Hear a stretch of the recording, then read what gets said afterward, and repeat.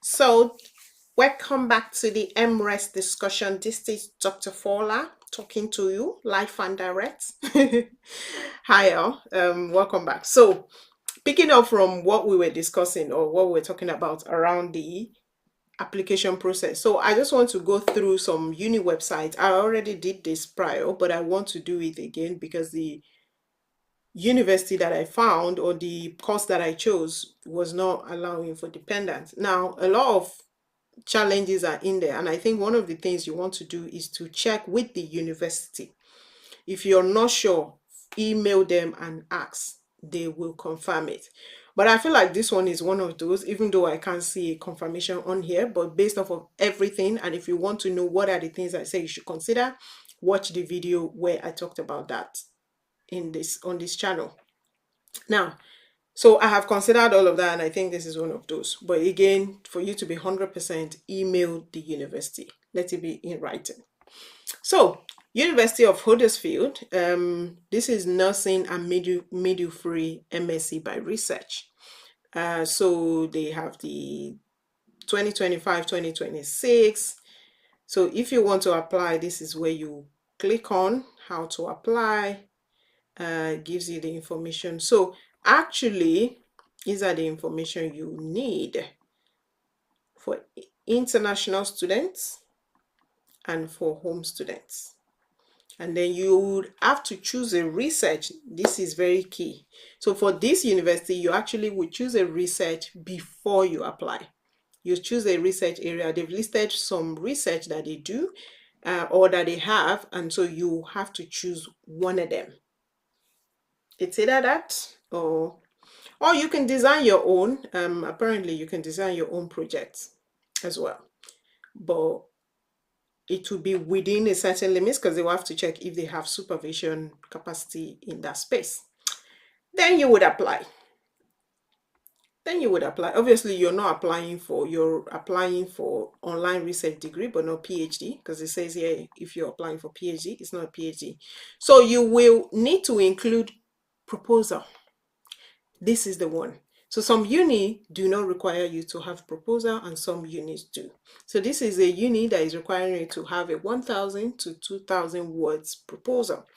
This is very, very key because they are going to use this proposal to determine two things. One, if your research is doable within the time frame and they have the supervisory team or somebody that can supervise you. And I think three things. And then the third one is that if your research is even up to standard, because if it's not up to standard, then they won't take you on. So it's really key that you work on this proposal. They have what happened next, all of this. You can check the uni website for more. I'm not saying apply to this uni, I just want to show you an example. And I have another one I'm going to show you as well. So this is an overview. What's wrong with this car? 1 second. They're going to be doing research. Cover research topic. Discuss with your supervisor. You'll be appointed the main supervisor and probably somebody else to support you. You're going to, at the end of your program, have about 25,000 words projects submitted as your final thesis. Once you complete, you will be awarded your degree. That's it. Now you can decide, then you may apply for a full PhD degree if you want from your Mres. Remember, one of the benefits I talked about when it comes to Mres is that it's an easier route into a PhD than a thought master. But because somebody messaged me asking, oh, Dr. Fola, does this mean that if we do a thought masters, we'll struggle with a PhD? And I said no, because I did a thought masters and I got a PhD, even got a scholarship for my PhD. So no, you don't have to study an Mres to do a PhD. But if you study through an Mres, it's a lot easier. Now, what I did say again is that you should make sure that you have a good background knowledge of that subject area. So that means somebody that has had maybe a previous MSc, or someone that has worked in that area for a while. So they have good knowledge of the area. Then just adding on the research skill to inform them will be good. Moving away, so entry requirements, the days or the time of the year that they accept application, the research deadline. So these are the deadline: research proposal. This is a clinical Mres, or for clinicians, so to speak, because it's nursing and midwifery. So they have clinical research proposal. If you have funding, scholarship, if you want to apply for that, you can check it out. Supervisors. So this is one of the Mres. So this, they already have someone appointed into that space. But there are others, So this is another one. This is another program that or project that you can work on, and they have 2 supervisors in that space. And so you can just check out all of these and see which one fits your interest. So these are all that they have. These are all the different programs. So they already have programs selected that you can apply for with supervisor as well. So that is that. Yeah, look at this one. I actually found this one to be interesting. Assisted conception and BME communities. So assisted conception, like fertilization, embryology. So they want to assess or kind of like do some research around the BME, you, communities in the UK, and kind of understand why they are not well represented, so to speak, when it comes to all of this embryology and fertilization.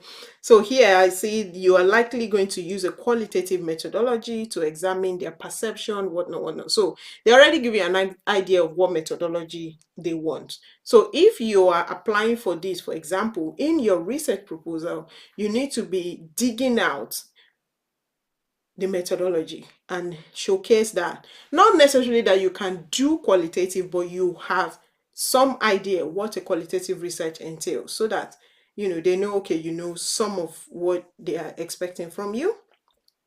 You will need to find evidence of, in your proposal, you need to find evidence of human fertilization. First of all, defining or explaining what is human fertilization, embryology, and also evidence that BMEs, Black and minority group, whatever you call it, how they are underrepresented, what is the data, statistics telling us around that. So you need to find quite a lot. And why is this an issue? What is the fertility rate or challenge in that community? And what are the cultural implication or cultural influence in taking on embryology or fertilization treatments? So you highlight so many of these and then use that to inform your research proposal. So anyway, that's how you can do that. You can definitely, if I was applying, I would click on some of these individuals, have a look at who they are and their research projects, what they are doing. So this person now, Dr. Zoe Darwin, she's a reader in health research. So I'll be looking at her profile, some of her work. You can see all of these, her Google Scholar Index, which is good. Look at just everything that informs her research, where she's worked. You could see some of her collaborations across the globe. So this person is really very active, it seems. You're looking at some of their publications. All of this, you want to use them to inform. So I can see a phenomenological exploration. So already I can see that they are interested in phenomenology. So that would also inform my research proposal.